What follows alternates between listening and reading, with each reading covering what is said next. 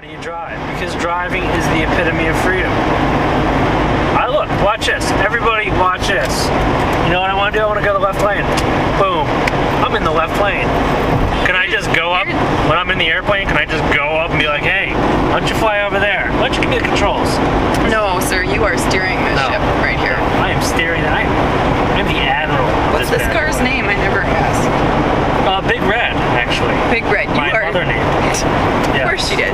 Thanks, Barbara. That's beyond delightful. Yes.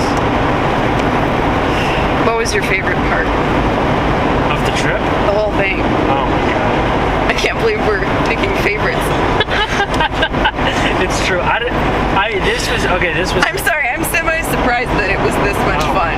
It really seems kind of wrong, except that it is an excellent tribute to your grandmother. This was a great trip. Something I think that she would be impressed by. Oh, she would have a blast if she was here. Too bad she wasn't.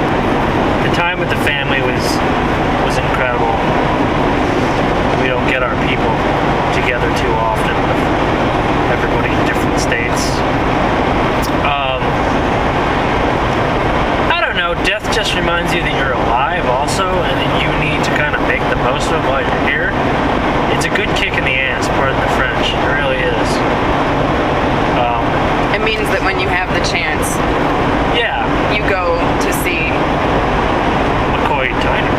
Oh God, you go to see McCoy Diner. Yeah, I mean you go to see your family too, but you also go to see McCoy Diner. What was your favorite part of the trip? Well, I thought Asbury Park was pretty great. It's a beautiful little town. It's strangely neglected and forgotten. I mean, I would live there. If I were going to move to New Jersey, I would live in Asbury Park. But man, I don't know, just the process, the wandering around, the camera, the process of editing this and putting it up. That was also fun. It almost helped us focus our plans, like, we gotta have some cool things to do. And I think it helped us say yes to doing stuff that we could have skipped. Yeah. So. Like getting on from Brooklyn at 6 in the morning. God. Could have skipped that. God. It's called a good night's sleep. Yeah. Now I'm making the noise. That's right. You're making the noise. That's patented. I gotta stop doing that. I'm gonna pull up Barbara and hit you upside the head. Wow. Yeah. That may also have been my favorite part. Yeah, my mom hitting me upside the head. That was pretty classic. Apparently she doesn't appreciate it when I drive without my hands on. Ooh, you want to go to the yard sale? Yeah, that was strange. It is illegal to talk on your cell phone in New Jersey, which I remember every time I talk on my cell phone in New Jersey. Did you just say I'm going to conduct my hand upside your face? It makes you did. And that was only my left hand. Oh, turn. I haven't even gotten to the right hand yet. Here, I'll give you a cake. Yeah, that's better. Hey, if I took, did you know that it's illegal to talk on your cell phone while you're driving in New Jersey? Joe, put your hands on the wheel. Your whole family's amazing, and the fact that they let me be around them with this goofy camera and be doing this really silly thing is definitely worth thanking, and we're very, very appreciative. And man, I learned a lot. I think I would do it again. I think I would do this differently, film it differently, I mean. Next time we bury somebody else, you're welcome to come. Oh my God. What'd you think of the Irish Catholic funeral process?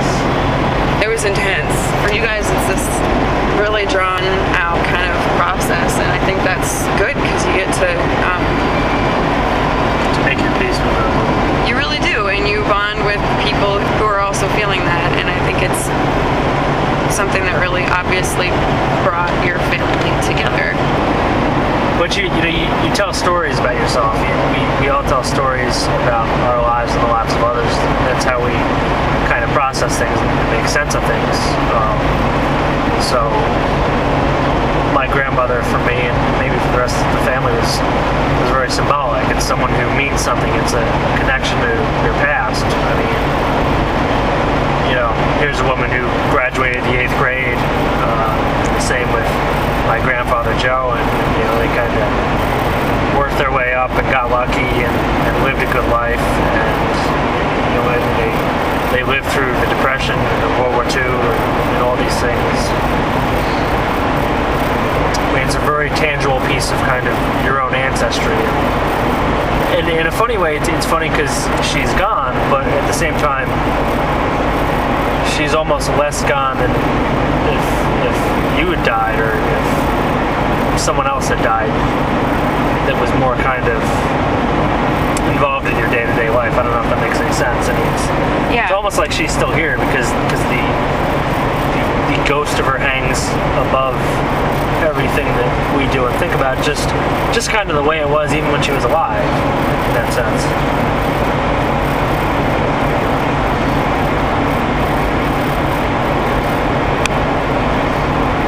You guys really value the family progression, and I'm really intrigued by that. I mean, that's the story you tell yourself. We had at least one of our guys come right over, emigrate during the Civil War, and they signed him up, I believe, right off the boat. They served in the Civil War. I mean, you think of all the changes that this country went through in the 20th century, and the changes, with the Industrial Revolution, the changes with the new. I'm sorry, it's fantastic. Like your uncle Daryl said. But that's tangent. Let's stay away from tangents. This tape is going to run out any second. Yeah, now. Probably is. And you're on the Industrial Revolution. Well, we're just starting. I mean, this is like another 30-minute thing. So maybe we should just turn off the camera and just let it be. Let it be. Okay, we can let it be. That's probably a good idea. Because I was going to start like the story of the Irish immigrant from like 1880 to the present. Well, you don't want to do that, we don't have to do that. We can do something else. Let's film that after. You want to play Parcheesi? Hey! Let's film that after Real House Cats of Give New me Jersey. a sandwich. God. This epilogue brought to you by the Real House Cats of